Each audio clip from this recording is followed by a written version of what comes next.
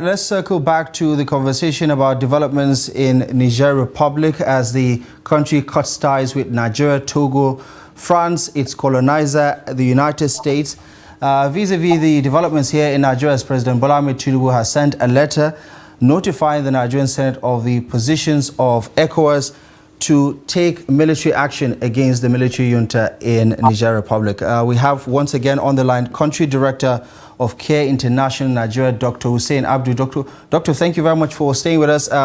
We appreciate your commitment to the conversation. First of all, your thoughts on what looks like Sophie's choice, very undesirable outcomes, especially if you consider the military talk, the threats and the counter threats from ECOWAS, as well as the military junta in Niger Republic. What are your thoughts about how things are shaping up? Yeah, I think it's an unnecessary escalation that we're experiencing the last few days. Yes, the coup in Niger is condemnable and should not be accepted in any way. But I don't actually think that you can restore democracy through a violent and non-democratic way.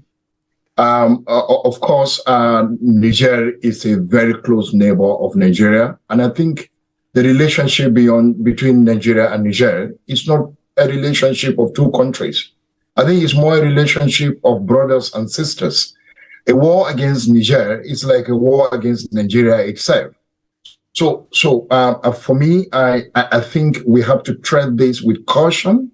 Niger is going through a very difficult period. Ordinarily, one of the poorest countries in the world, going through major crises as it relates to the Central Sahel, and now compounding that with a coup, but threatening to use military force to dislodge the coupists in the moment, for me, is an escalation and should not be encouraged. Nigerians are already expressing opinions of different shades. We have heard two strong statements from the Council of Ulama, from the Iowa Consultative Forum, and I think those are strong statements because the relationship that we have between the northern part of the country and the rest of Niger is a very historical one, and using force, for me, at this moment, shouldn't be encouraged. There are other ways. I can recognize that, look, we are putting pressure, government want to put pressure on them, and that Nigeria is currently chairing the ECOWAS, and the president of Nigeria is the chair of ECOWAS. Yes, there is a lot of expectation from the Nigerian side, but we need to tread this with caution. Historically, Nigerian foreign policy is driven largely by friendly relationship with its neighbors. Nigeria has never carried arms historically against any of its neighboring countries, despite all provocations. Nigeria have always learned to let go when there is any contention with its neighbors, because it believes very strongly that its influence, its power depends largely on the relationship it has with its neighbors. So getting out to Niger and using force will undermine that historical relationship that Nigeria has had with its neighbors. And once you destroy the relationship with Niger, it's bound to affect the relationship with other neighbors, because they'll begin to look at Nigeria with some level of suspicion. So we need to be careful on how we march around this. It's a tricky issue. It's a delicate one. This region is already in a huge security crisis, and it should not be compounded by this particular situation.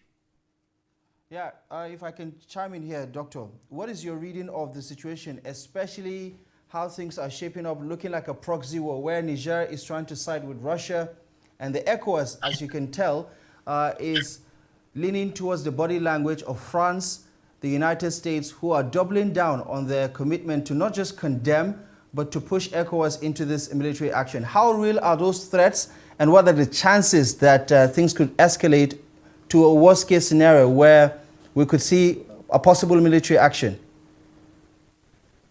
No, I don't really think there is a proxy war. I think sometimes we drop some of those things for strategic purposes. Yes, in Niger, as in many Francophone countries in West Africa, there is a strong discontent in their relationship with France. Part of the coup, whether in Mali or the one in Burkina Faso or in Guinea, and now in Niger, has to do with some of the soaring relationship between this country and their former colonial overlord, France. And so you cannot talk about the politics of this region and the recent military activities around those areas without pointing at its relationship with France.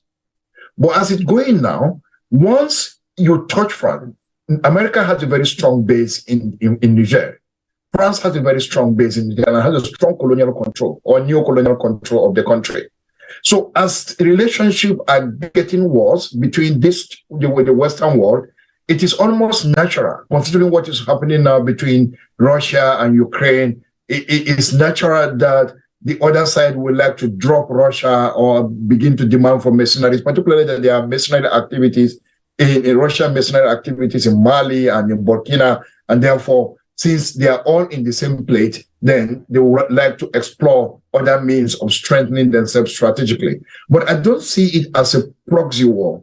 Yes, the ECOWAS position may coincide with what France wanted. But that is why ECOWAS need to tread this softly so that it does not present itself as playing the neo-colonial game in this matter. And so to be strategic in this issue and let ECOWAS be clear about its interest and not bother about the interest of the other parts of the world. Democracy is about people, and it's important to recognize that. I did ask earlier what you make of the threats and whether or not these threats of military action is real or is just a bluff to see who blinks first, especially on both sides, because the Nigerian coup plotters or current military junta is also threatening military action because it is also enjoying not just the support of Russia or the Wagner Group or other military juntas in Guinea-Bissau, Mali, it is also threatening to take action against ECOWAS.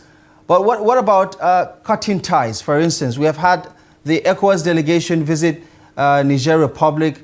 They didn't spend the night, so clearly things didn't go according to plan. Nigeria sent its own delegation led by the former military head of state, Abdu Abubakar. That didn't pan out. Nothing much came out of it. And just this morning, the military leadership in Niger announced cutting ties with virtually everybody that matters in this conversation. Where do we go from here if we're not supposed to take the nuclear action, which is the military action? How do you diplomatically address this situation when Niger is cutting ties with all the players involved?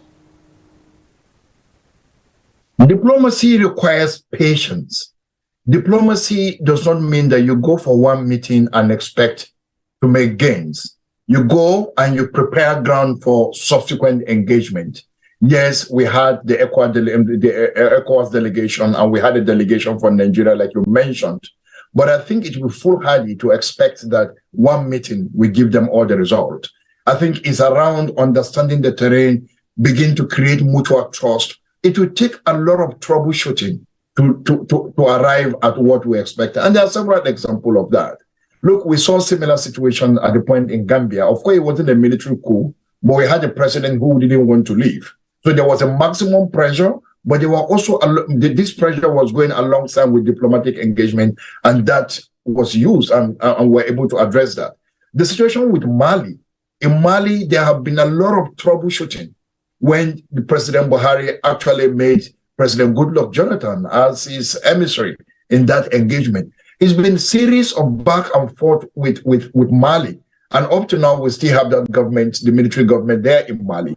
So I think diplomacy requires a certain level of patience. It requires a certain level of doggedness and order to get it through.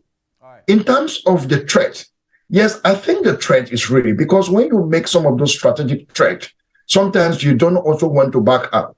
But for me, my understanding of it is that governments of ECOWAS or the other ECOWAS country want to put certain level of maximum pressure to create a scene that will force the military purchase to actually withdraw.